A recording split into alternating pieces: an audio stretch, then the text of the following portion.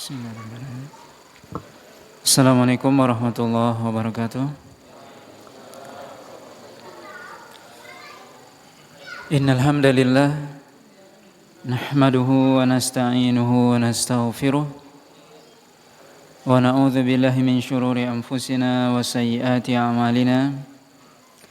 May yahdihillahu fala mudilla lahu wa may yudlil fala hadiya lahu.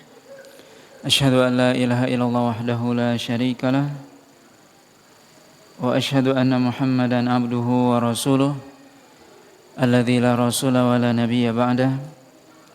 Ya ayyuhalladzina amanu taqullaha haqqa tuqatih wa la tamutunna illa wa antum muslimun. Amma ba'd. Bapak dan Ibu kaum muslimin dan kaum muslimat yang dirahmati oleh Allah Subhanahu wa taala. Alhamdulillah, puji dan syukur senantiasa kita sampaikan kepada Allah Subhanahu wa taala. Salawat dan salam kita sampaikan kepada Rasulullah sallallahu alaihi wasallam dan juga kepada keluarga beliau, para sahabat, para tabi'in serta orang-orang mukmin yang senantiasa mengikuti beliau sampai hari kiamat nantinya. Pada malam hari ini kita lanjutkan pembahasan dari tafsir Surah Al-An'am ayat yang ke-136. Allah SWT berfirman, A'udzubillahi minasyaitonirrajim. Wa ja'alu lillahi mimma dhara'a minal harthi wal an'ami nasiba. Faqalu hadha lillahi biza'mihim wa hadha li syurakaina. Fama kana li syurakaihim fala yasilu ila Allah. Wa ma kana lillahi fahuwa yasilu ila syurakaihim sa'a ma yahkumun.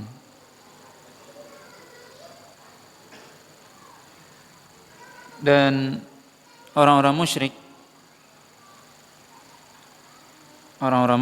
Mekah, orang-orang jahiliyah di zaman dahulu, di zaman Nabi SAW,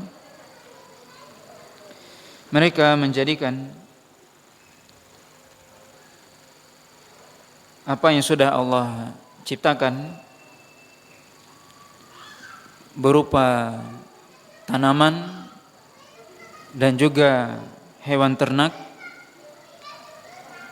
mereka jadikan itu sebagai sebuah bagian. Kemudian mereka mengatakan bahwasanya bagian ini adalah untuk Allah atau milik Allah. Dan bagian yang ini, yang lain adalah untuk syuraka, yaitu untuk berhala-berhala mereka. Jadi orang-orang musyrik ketika itu membuat pembagian atau membagi tanaman dan hewan ternak. Yang mana hewan ternak dan tanaman itu adalah Allah yang ciptakan.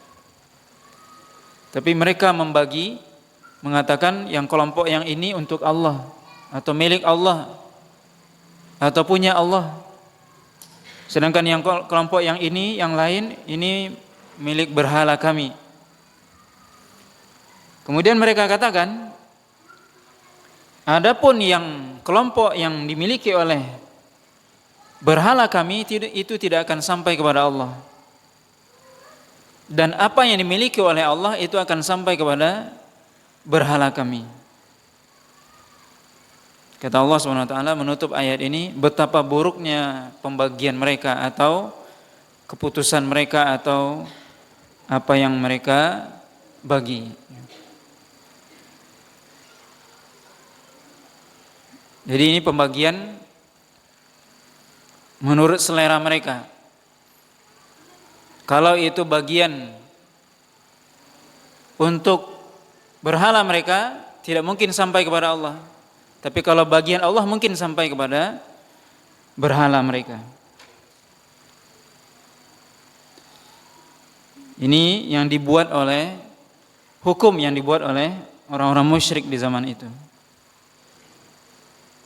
Dan juga ini yang disebutkan dalam surah Al-An'am adalah pembagian berupa hewan ternak dan tanaman. Ini punya Allah, ini punya berhala. Begitu juga mereka mengatakan dalam ayat-ayat yang lain, membagi. Misalnya dalam surah An-Najm Allah katakan atau ceritakan, alakumudz dzakaru wa lahul untha. Orang-orang musyrik mengatakan, kalau Anda anak laki-laki itu kami, kalau perempuan itu untuk Allah. Alakumudz dzakaru wa lahul untha. Kata Allah Subhanahu wa taala, apakah untuk kalian anak laki-laki?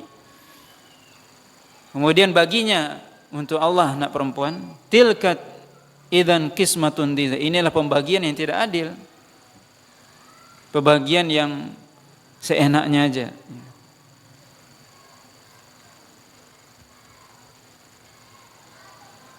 Dan begitu orang-orang musyrik ya. Di mana mereka ketika diberitahukan kepada mereka lahir anak perempuan, maka mereka berubah wajahnya, malu dan marah dan kecewa dan sebagainya. Tapi kalau lahir anak laki-laki, mereka senang. Kemudian ayat selanjutnya Allah katakan juga, Allah ini dalam ayat 136 dan beberapa ayat setelahnya akan menceritakan bagaimana pekerjaan atau apa yang dilakukan oleh orang-orang musyrik ya, atau keyakinan mereka. Bagaimana keyakinan orang-orang musyrik di zaman dahulu. Ini diceritakan ya, dalam ayat 136 sampai selanjutnya.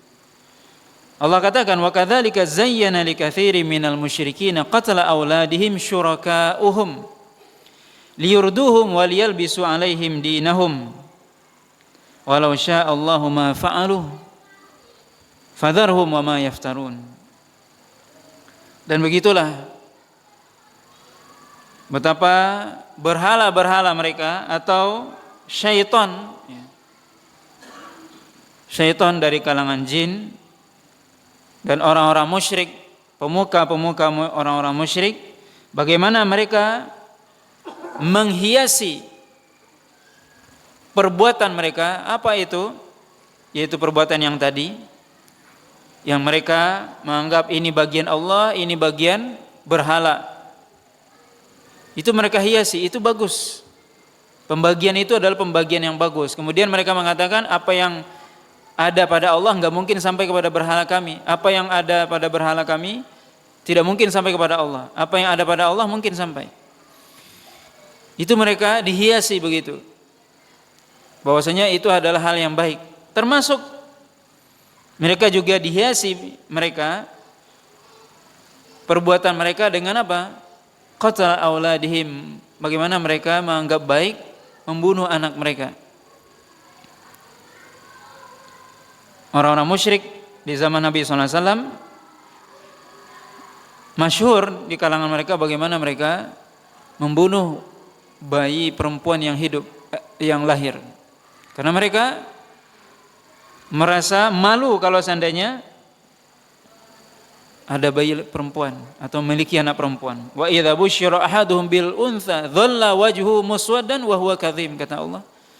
Kalau diberitahukan kepada mereka bahwasanya telah lahir anaknya tapi perempuan, dhalla wajhu muswaddan, wajahnya menjadi hitam, kadhim, dan dia merasa marah.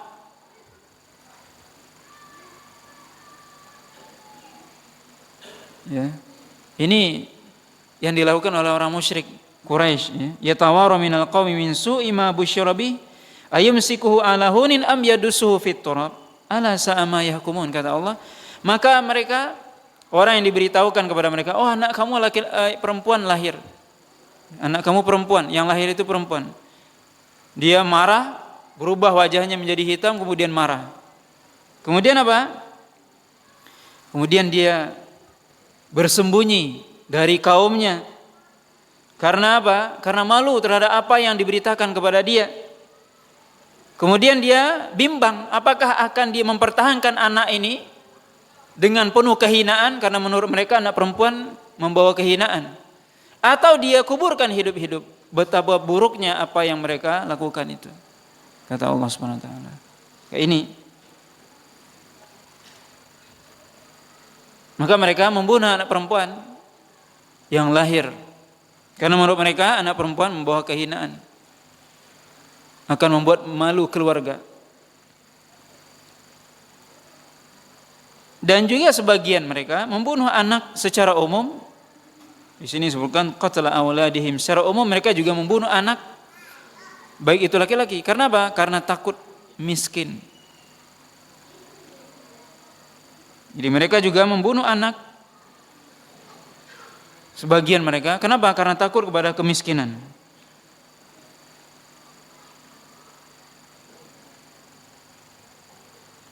Dan itu mereka lakukan agar agama mereka ini menjadi tidak jelas.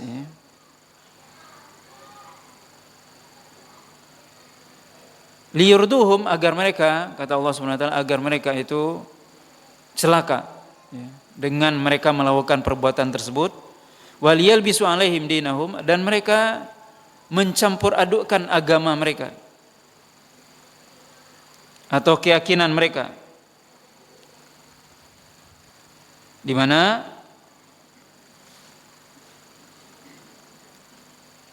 sebelumnya mereka sebenarnya sudah memiliki agama, yaitu agama Nabi Ibrahim dan Ismail yang ada di Jazirah Arab ketika itu. Tapi kemudian agama itu hilang. Nah, ini mereka bikin sebuah syariat. Ini kan syariat baru yang mereka bikin. Kalau anak perempuan lahir dibunuh, kalau anak laki-laki tidak apa-apa. Ini syariat baru. Kata Allah SWT, walau sya'a ma fa'aluh. Kalau seandainya Allah SWT menghendaki, maka mereka tidak akan melakukan itu. Apa maksudnya? Bahwasanya tentunya segala sesuatu terjadi di muka bumi ini dengan kehendak Allah SWT, dengan masyiatillah. Allah SWT menginginkan itu terjadi secara kauni, secara takdirnya. Tentunya di balik itu ada hikmah. Allah katakan, fadharhum wa ma yaftahun. Maka tinggalkan mereka dan apa yang mereka dustakan. Yaitu mereka berdusta. Menganggap bahwasanya itulah agama yang benar, yang baik, itu adalah perbuatan yang baik, padahal itu adalah sesuatu yang buruk. Kemudian ayat selanjutnya Allah ceritakan lagi, wa qalu hadhihi an'amun wa harthun hijrun la yata'amuha illa man nasha'u bi za'mihim wa an'amun hurrimat dhuhuruha wa an'amun la yadhkuruna ismallahi 'alaiha iftira'an 'alaihi sayajzihim bima kanu yaftarun.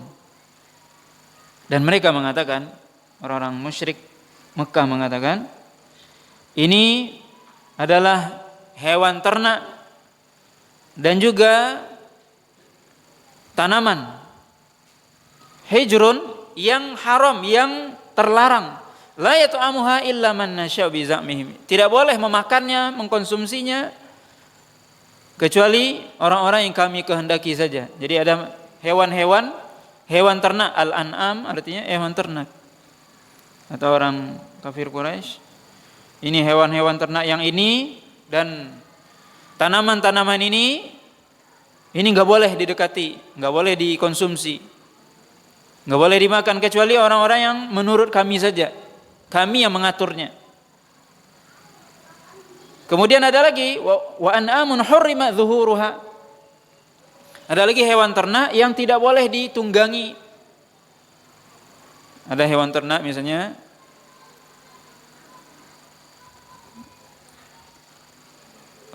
unta, ini nggak boleh ini ditunggangi. Yang ini nggak boleh, yang ini boleh. Wa an'amun la yadhkuruna ismallahi 'alaihi. La yadhkuruna ismallahi 'alaiha. Yaitu, dan ada hewan ternak juga yang tidak disebut nama Allah atasnya, iftira'an 'alaihi, sebagai bentuk dusta atas nama Allah Subhanahu wa taala. Sayajzihim bima kanu yaftarun, kata Allah Subhanahu wa taala, akan diberikan balasan kepada mereka atas apa yang mereka dustakan. Maka ini Mereka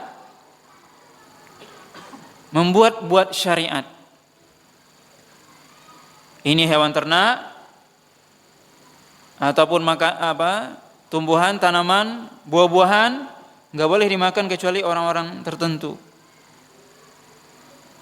Kalau yang ini nggak boleh ditunggangi dan seterusnya. Kalau yang ini boleh. Nah ini semua syariat, penghalalan dan pengharaman. Mereka bikin sendiri, bikin sendiri. Ini namanya membuat syariat baru.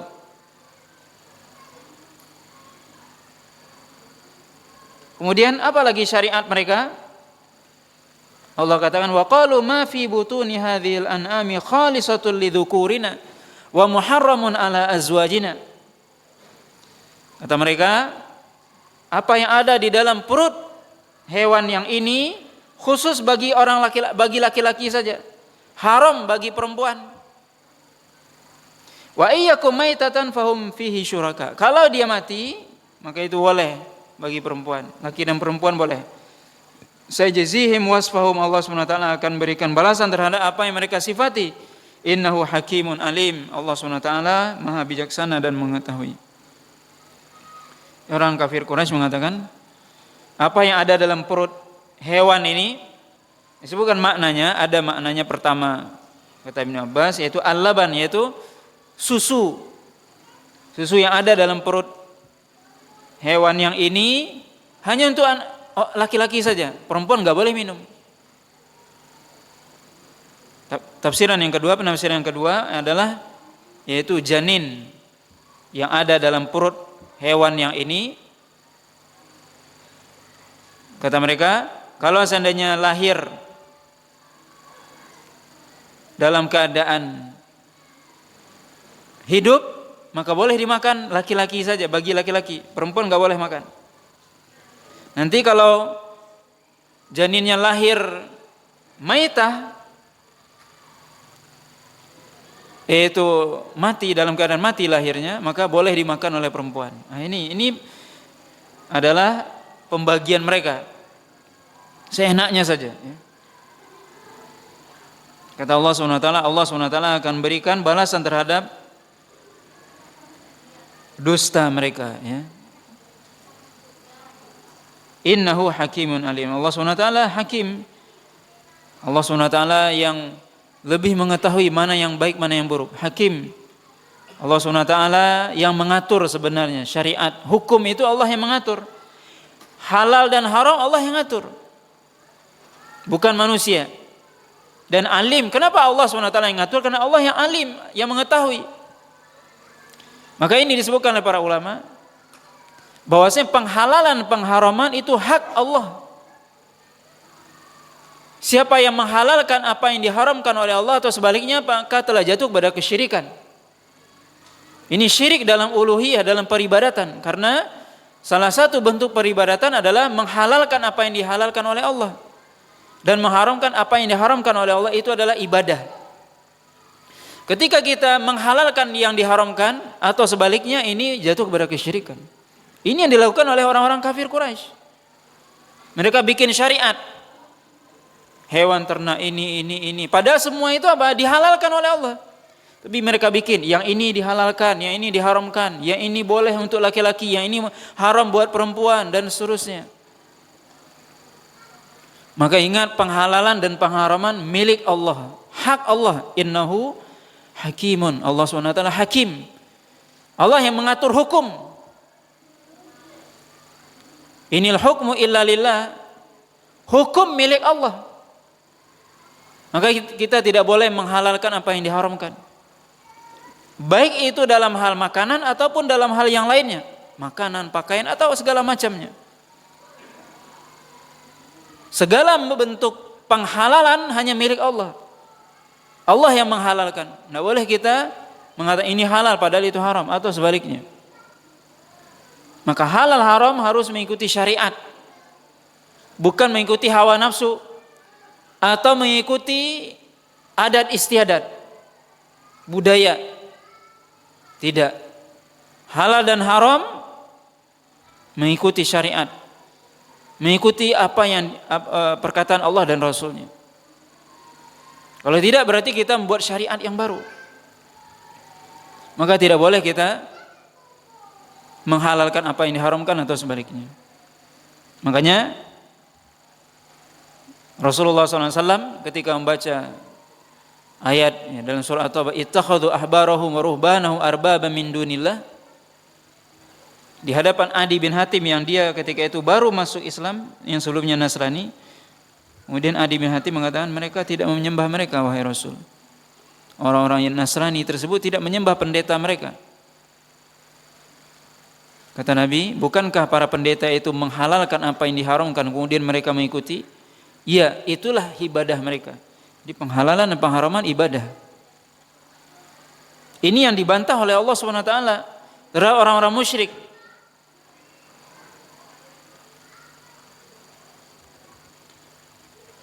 Kemudian Allah SWT lanjutkan, qad khasiral ladzina qatalu auladahum safaham bighairi ilmin wa harramu ma razaqahumullahu iftira'an 'ala Allah qad dhallu wa ma kanu muhtadin. Allah SWT katakan, qad khasiral ladzina qatalu auladahum, sungguh telah merugi orang-orang yang mereka telah membunuh anak-anak mereka. Membunuh anak mereka karena takut miskin atau karena merasa malu. Kata Allah SWT, merugi mereka. Dunia akhirat merugi.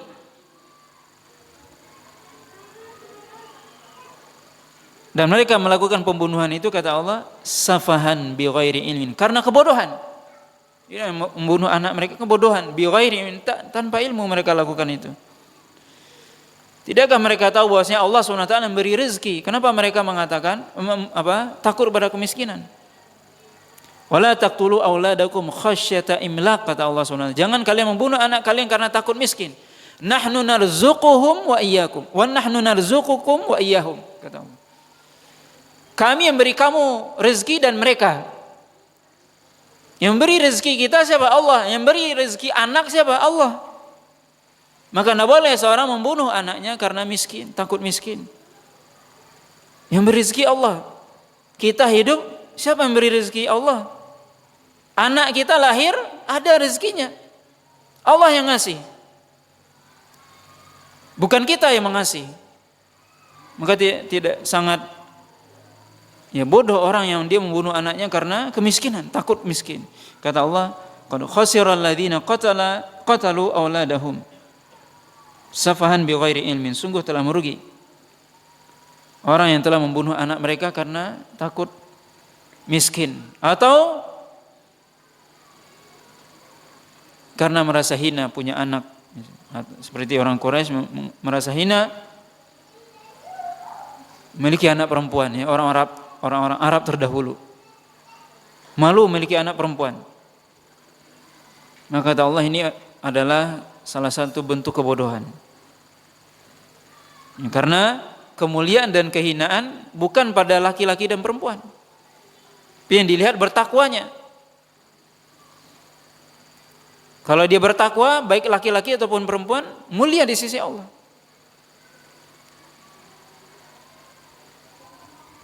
Kemudian wa harramu ma razaqahumullah, merugi juga orang yang telah mengharamkan apa yang telah Allah rezekikan kepada mereka, apa yang Allah telah halalkan. Merugi orang ini. Allah telah menghalalkan sesuatu, telah memberikan rezeki kepada dia yang baik-baik, diharamkan. Dan yang lebih berat adalah iftira'an Allah. Mereka berdusta atas nama Allah. Ini dosa besar, ya. Mengharamkan sesuatu yang dihalalkan oleh Allah, kemudian mereka apa? Berdusta atas nama Allah.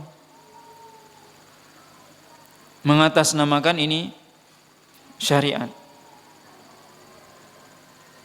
Kata Allah SWT, qad dhallu wa ma kanu muhtadin, sungguh mereka telah tersesat. Maka orang-orang yang mereka mengharamkan apa yang dihalalkan oleh Allah adalah orang-orang yang tersesat. Wa ma kanu muhtadin, dan mereka tidak mendapatkan petunjuk. Kemudian ayat selanjutnya Allah katakan, wa huwallazi ansha'a jannatin ma'rusyatin wa ghairu ma'rushatin wan nakhla waz zar'a mukhtalifan ukuluhu waz zaituna war rumman mutasyabihan wa ghairu mutasyabih kulu min thamarihi idza athmara wa atu haqqahu yawma hasadi wa la tusrifu innahu la yuhibbul musrifin. Kata Allah Subhanahu wa taala, dialah Allah Subhanahu wa taala yang telah menciptakan, yang telah menumbuhkan jannat, kebun-kebun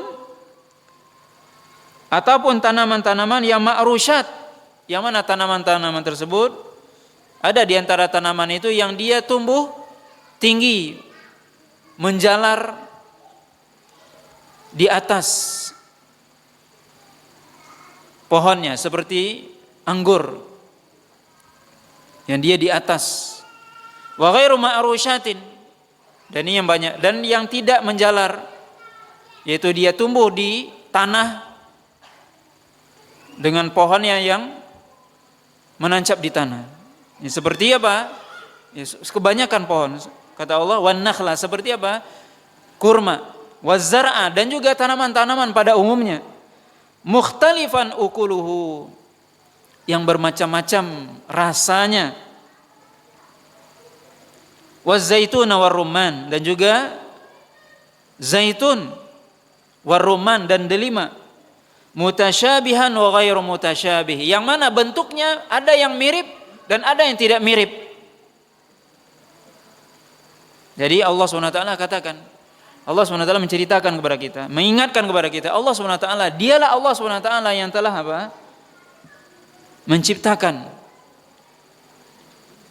menumbuhkan pohon-pohon ini, tanaman-tanaman ini. Ada yang tanamannya di atas seperti anggur, dan ada yang lain yang dia tumbuh di tanah seperti kurma dan yang lainnya, dan kebanyakan tanaman. Tapi kata Allah SWT, pohon-pohon tersebut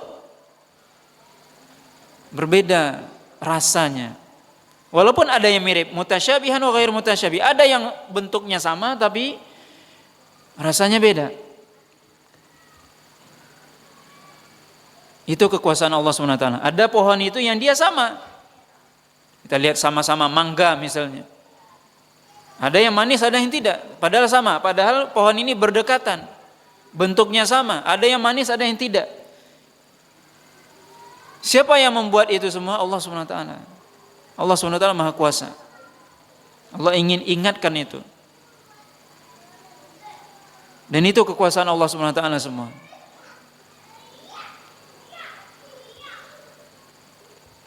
Kulu, kata Allah SWT, min thamarihi idza athmara wa atu haqqahu yawma hasadi. Makanlah dari buah-buahan ini. Dan Allah SWT menyebutkan buah-buahan yang disebutkan dalam ayat ini memiliki tentunya keutamaan. An-nakhla, kurma, wa zaitun, dan pohon zaitun, dan ar-rumman, dan delima. Allah sebutkan ini berarti memiliki keistimewaan dia daripada yang lain. Kata Allah SWT, kulu min thamarihi, makanlah pohon buah-buahan tersebut. Idza athmara, ketika dia berbuah, wa atu haqqahu yawma hasadihi, dan berikan haknya ketika hari panennya. Berikan haknya ketika hari panen. Maksudnya apa? Tunaikan zakat ketika hari panen. Maka ayat ini menunjukkan bahwasanya wajib zakat pertanian wajibnya setiap kali panen. Zakat pertanian wajibnya setiap kali panen, dan ini sepakat para ulama. Zakat pertanian itu wajibnya setiap kali panen.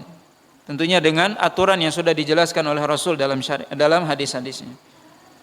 Dalam ayat ini Allah SWT menyebutkan secara umum, wa atu haqqahu yawma hasadi, dan berikan haknya pada hari Anda memanennya. Wala tusrifu, jangan berlebihan. Jangan berlebihan apa maksudnya? Sebagian ulama tafsir menyebutkan di sini jangan berlebihan dalam makan, dalam segala hal. Sebutkan jangan berlebihan dalam segala hal.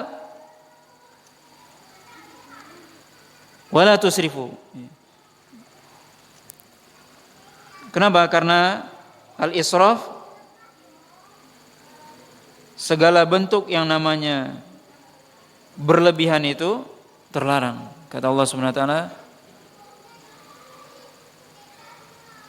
wa kulu washrabu wa la tusrifu.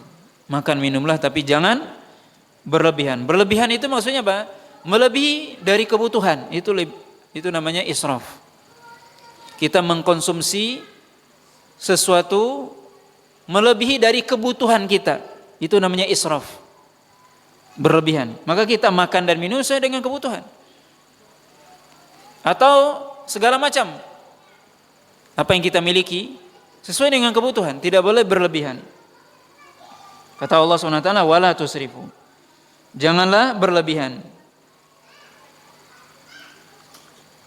Maka disebutkan di sini perkataan banyak para ulama, al-israf yanha an israfi kulli syai', kata Atha, yaitu Allah SWT melarang israf, berlebihan dalam segala hal.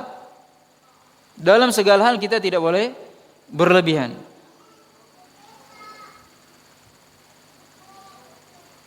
Tapi Imam Ibnu Katsir mengatakan di sini secara siyak konteks ayat ini menunjukkan apa? Tidak boleh berlebihan dalam hal apa? Makan.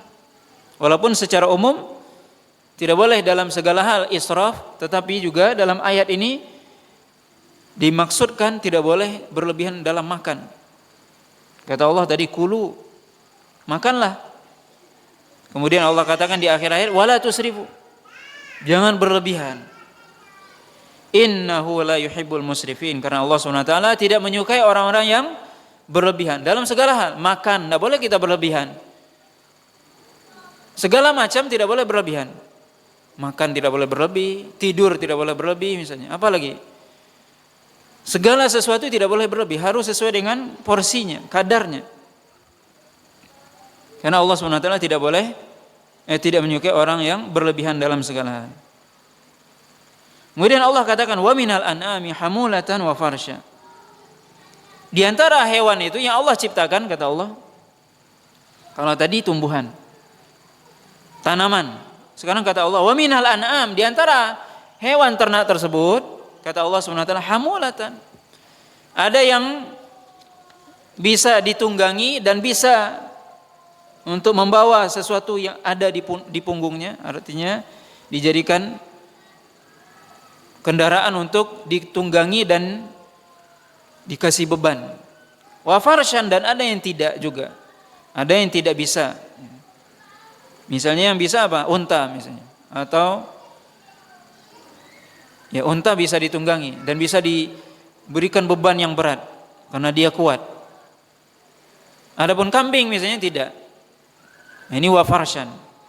Kata Allah SWT, kulu mimma razaqakumullah. Makanlah terhadap apa yang Allah sudah rezekikan kepada kalian. Hewan ternak, unta, sapi, kambing, itu hewan ternak. Allah halalkan semuanya. Kata Allah, kulu, makanlah. Wala tattabi'u khutuwati syaitan. Jangan mengikuti langkah-langkah syaitan, yaitu orang-orang kafir tadi yang mereka mengharamkan atau menghalalkan segala sesuatu menurut selera mereka. Ini yang hewan yang ini halal, yang ini diharamkan. Kata Allah, ini termasuk jalan-jalan syaitan, langkah-langkah syaitan, jangan ikuti. Innahu lakum aduwwum mubin. Innahu lakum aduwwum mubin. Bahwasanya syaitan itu adalah musuh Anda yang sangat jelas. Syaitan itu jelas. Maka Abdullah bin Abbas mengatakan dalam perkataan beliau yang masyhur, idza sarraka an ta'lam jahlal arab faqra ma fawqa 30 wa 100 min suratil an'am. Kata Abdullah bin Abbas, siapa yang ingin melihat kejahilan orang-orang Arab, maka bacalah ayat 130 ke atas dari surah Al-An'am, kata Abdullah bin Abbas. Abdullah bin Abbas mengatakan begitu. Kalau Anda ingin mengetahui kejahilan orang Arab, baca surah Al-An'am ayat 130 ke atas. Ini terutama tadi mulai dari 136 dan seterusnya sampai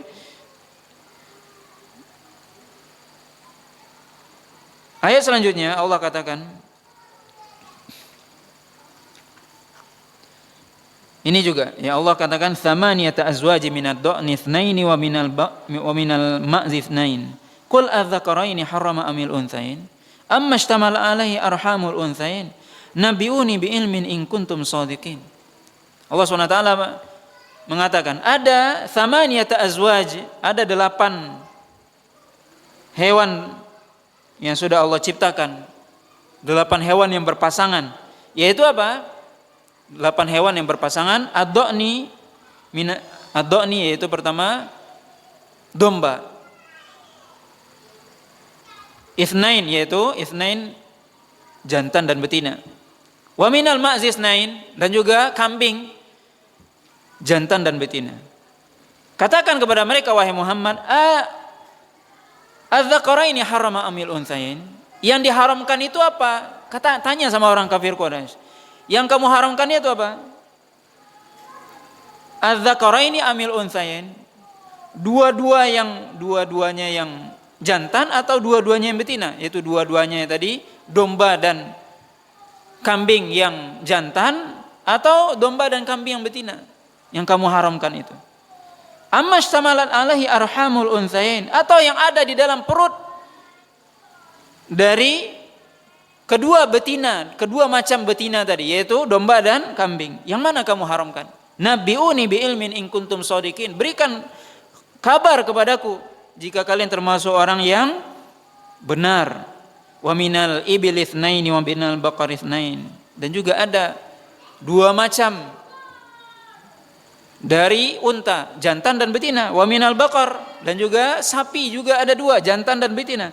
Qul adzakaraini harrama amil unthain, yang kamu haramkan yang mana? 2 jantan atau 2 betina? 2 jantan maksudnya jantannya unta dan sapi, atau betinanya unta atau sapi. Amma istamalat alaihi arhamul unthain, atau yang ada di dalam perut kedua betina tersebut yang kamu haramkan. Coba beritahukan kami, kata Allah SWT. Am kuntum syuhada yuwassaqumullahu bihadza, apakah kamu menjadi saksi ketika Allah SWT mewasiatkan hal tersebut, ketika Anda mengatakan ini diharamkan, ini dihalalkan, yang hewan ini dihalalkan, ini diharamkan, kamu hadir di situ, kamu ada saksinya, kamu melihat itu ketika Allah mewasiatkan itu. Faman adzlamu mimman iftara 'ala Allahil kadziba, siapa yang lebih zalim daripada orang yang membuat-buat persaksian palsu, dusta atas nama Allah. Jadi Allah bantah orang-orang kafir Quraisy tadi yang mengatakan banyak.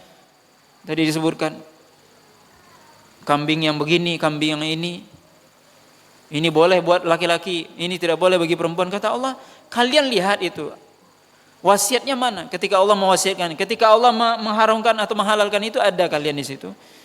Kalian mengetahui itu, kalian punya saksi, atau kalian melihatnya? Kata Allah, tentunya jawabannya tidak ada mereka. Itu hanya dari hawa nafsu mereka sendiri. Mereka menghalalkan dan mengharamkan. Kata Allah, faman adzlamu mimman iftara 'ala Allahil kadzib. Siapa yang lebih zalim daripada orang yang berdusta atas nama Allah SWT. Dengan tujuan apa? Liyudilla annas bighairi ilmin. Agar apa? Manusia tersesat. Kenapa mereka membuat pengharaman ini, menghalalkan ini? Agar menyesatkan manusia. Jadi pengharaman dan penghalalan itu mereka bikin-bikin untuk menyesatkan manusia dari syariat Allah SWT. Mereka menyesatkan tanpa ilmu. Innallaha la yahdil qaumadz zalimin. Sungguhnya Allah SWT tidak memberikan mereka hidayah, yaitu tidak akan memberikan hidayah kepada orang-orang yang zalim, yang mereka menghalalkan apa yang diharamkan oleh Allah SWT. Maka ini ya, sampai ayat ini bisa kita lihat bagaimana Allah SWT menjelaskan, menyebutkan sebagaimana disebutkan oleh Abdullah bin Abbas tadi, bagaimana kejahilan orang-orang Arab terdahulu, bagaimana mereka menghalalkan, mengharamkan, padahal itu adalah hewan ternak. Itu secara umum seluruh hewan ternak itu dihalalkan oleh Allah SWT, tapi mereka sebagian mereka halalkan, sebagian mereka haramkan dan sebagainya. Kenapa? Mengikuti hawa nafsu.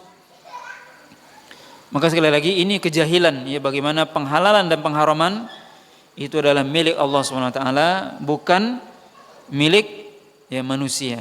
Ya. Nah, wallahu ta'ala alam.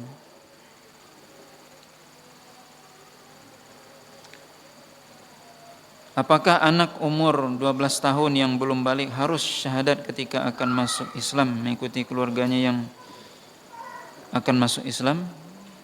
Iya. Ketika dia sudah mumayyiz, maka dia diajarkan, dituntun untuk mengucapkan syahadat sebagaimana kedua orang tuanya ketika dia mau masuk Islam ya. Semuanya ditalkinkan atau disyahadatkan.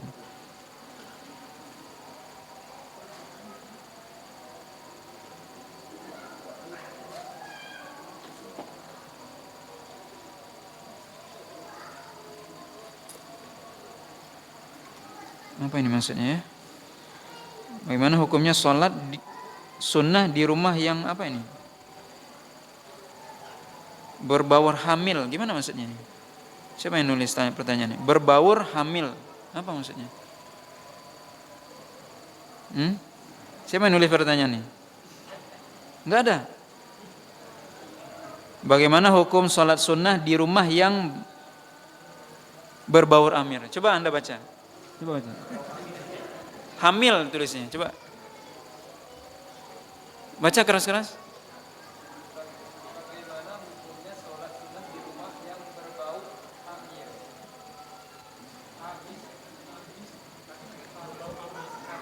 Berbau amis. Ya insya Allah kalau tidak ada najis nggak apa-apa.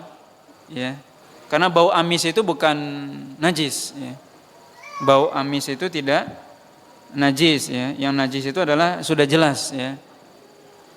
Kotoran yang sudah dijelaskan dalam syariat. Tapi kalau baunya amis, ya boleh Anda tetap sholat di situ. Cuman mungkin Anda ya mungkin mengurangi kekhusyukan aja. Ya tentunya Anda lebih baik ya bersihkan dulu rumahnya baru Anda sholat.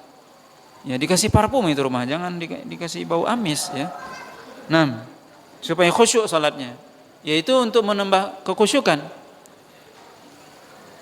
Kalau sah, tapi Tapi mungkin kurang khusyuk kan? Begitu. Nah, wallahu ta'ala alam, subhanakallah bihamdika asyhadu an la ilaha illa anta astaghfiruka wa atubu ilaik. Wa sallallahu ala nabiyyina Muhammadin wa ala alihi wasallam. Wassalamualaikum warahmatullahi wabarakatuh.